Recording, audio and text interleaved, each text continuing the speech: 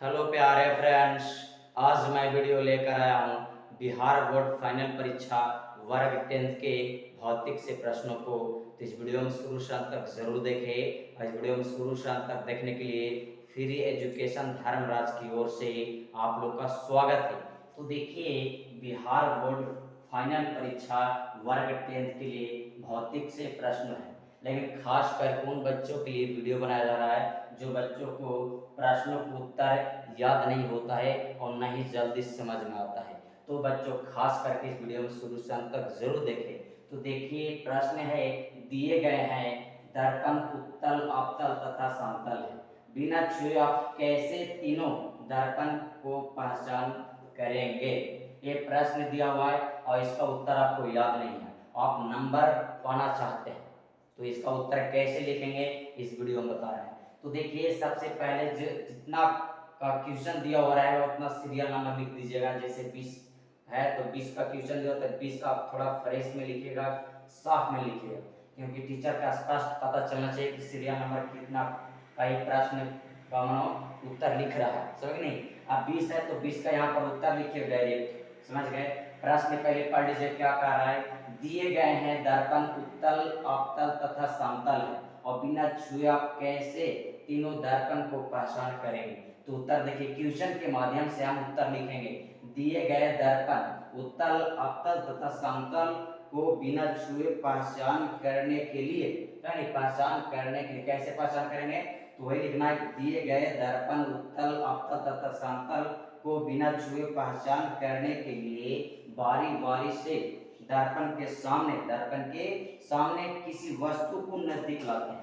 किसी वस्तु को दर्पण के सामने क्या करते हैं, नजदीक लाते हैं, समझे, और वस्तु को दूर हटाकर इस प्रकार से तीनों दर्पण को बिना छुए पहचान कर लेंगे।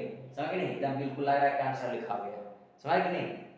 फिर से, दिए गए दर्पण उत्तल, अवतल तथा समतल को बिना छुए पहचान करने के लिए बारी बारी से क्या करना है, बारी बारी से दर्पण के सामने किसी वस्तु को नजदीक लाते हैं। दर्पण के सामने किसी वस्तु को क्या करते हैं, नजदीक लाते हैं और वस्तु को दूर हटाकर, वस्तु को वहां से फिर धीरे धीरे क्या करना, दूर हटाना है और इस प्रकार से तीनों दर्पण को बिना छुए पहचान कर लेंगे, समझ नहीं। देखिए, अब उत्तल दर्पण के पहचान बारी बारी से हम दर्पण को पहचान कैसे करेंगे बता रहे हैं। पहले फर्स्ट में क्या, उत्तल दर्पण, तो उत्तल दर्पण के पहचान, उत्तल दर्पण के पहचान देखिए, यदि दर्पण के सामने से किसी वस्तु को हटाते हैं तो उसमें प्रतिबिंब वस्तु का आकार से छोटा प्रतिबिंब और सीधा बनता है, तो उत्तल दर्पण होगा। कौन सा दर्पण होगा, उत्तल दर्पण।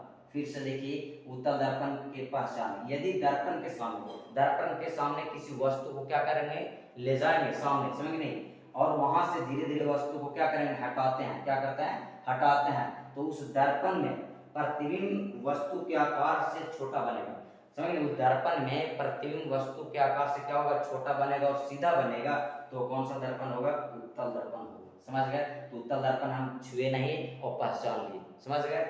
उसी प्रकार से अवतल दर्पण की पहचान, अब अवतल दर्पण को देखिए कैसे पहचान करेंगे। यदि दर्पण के सामने से किसी वस्तु को हटाते हैं, फिर दर्पण अवतल किसी दर्पण के सामने क्या करेंगे, किसी वस्तु को नजदीक ले जाएंगे और वहां से धीरे धीरे वस्तु क्या करेंगे, हटाते हैं, समझ नहीं, वस्तु को क्या करते हैं, हटाते हैं, तो उसमें प्रतिबिंब वस्तु के आकार से बड़ा और सीधा बनता है, समझ गए।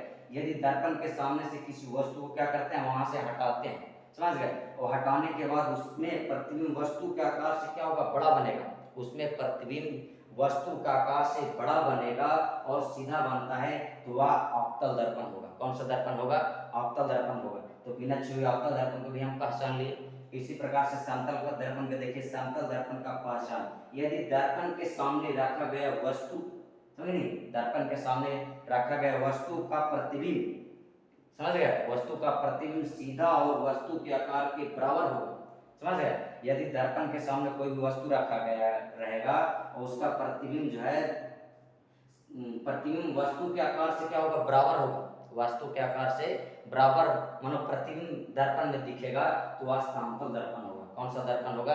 समतल दर्पण होगा। समझ गए? तो इसी प्रकार से बिना छुए तीनों दर्पण को इस वीडियो में पहचान कैसे करेंगे विस्तार से मैंने बता दिया है। समझ गए? इसी प्रकार से कोई भी प्रश्न दिया हो रहा है तो क्वेश्चन के माध्यम से आप आंसर लिखिएगा, तो कहीं पर भी आपको मानो दिक्कत नहीं होगा।